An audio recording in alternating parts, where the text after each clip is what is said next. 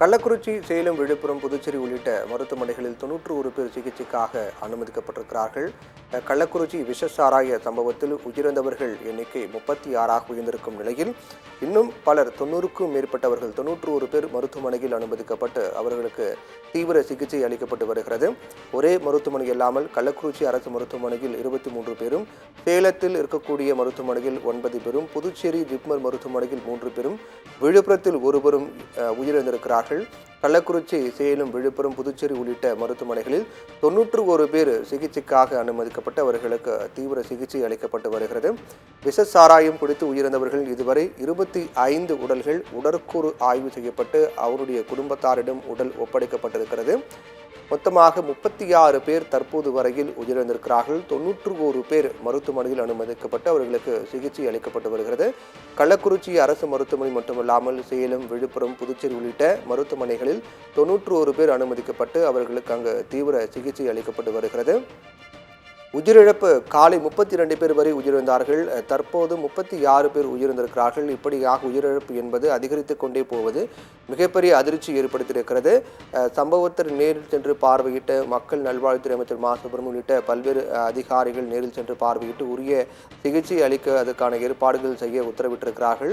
மறுபுறம் தமிழக முதலமைச்சர் மு க ஸ்டாலின் தலைமையில் அவசர ஆலோசனை கூட்டமானது கள்ளக்குறிச்சி மாவட்ட ஆட்சியர் மற்றும் கள்ளக்குறிச்சி எஸ்பி ஆகியோர் கலந்து கொள்ளக்கூடிய ஆலோசனை கூட்டம் மறுபுறம் நடைபெற்றிருக்கும் சூழ்நிலையில் இந்த ஆலோசனை கூட்டத்தில் தற்போதைய நிலவரப்படி கள்ளக்குறிச்சி இந்த கள்ளச்சாராய விபத்து உயிரிழப்பு தொடர்பாக அறிக்கைகள் முதலமைச்சரும் வழங்கப்படும் என்று எதிர்பார்க்கப்படுகிறது.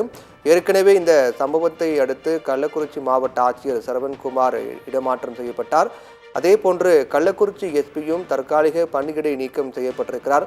தமிழக அரசு அதிரடியான நடவடிக்கை மேற்கொண்டு வருகின்றது. சிபிசிஐடி விசாரணைக்கு உத்தரவிடப்பட்டிருக்கிறது. சிபிசிஐடி போலீசாரும் குழு அமைத்து இந்த விவகாரம் தொடர்பாக விசாரித்து வருகிறார்கள்.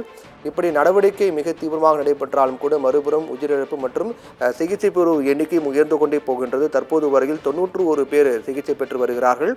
அவர்கள் சேலம், கள்ளக்குறிச்சி, புதுச்சேரி உள்ளிட்ட பல்வேறு மருத்துவமனையில் அனுமதிக்கப்பட்டு அவர்களுக்கு சிகிச்சை அளிக்கப்பட்டு வருகிறது.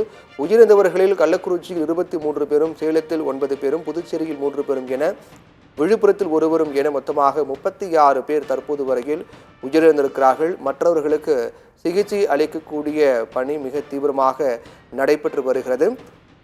மேலும் பலரது நிலைமை கவலைக்கிடமாக இருப்பதாகவும் கூறப்படுகிறது. ஒட்டுமொத்தமாக கடந்த ஆண்டு மே மாதம் இதே போன்று உயிரிழப்பு கள்ளச்சாராயம் மரக்காணம் மற்றும் செங்கல்பட்டில் கிட்டத்தட்ட 22 பேர் மொத்தமாக உயிரிழந்தார்கள். அப்போது இந்த மெத்தனால் தான் இந்த உயிரிழப்பு காரணம் என்று கூறப்பட்டு தமிழக அரசு நடவடிக்கை மேற்கொண்டார்கள்.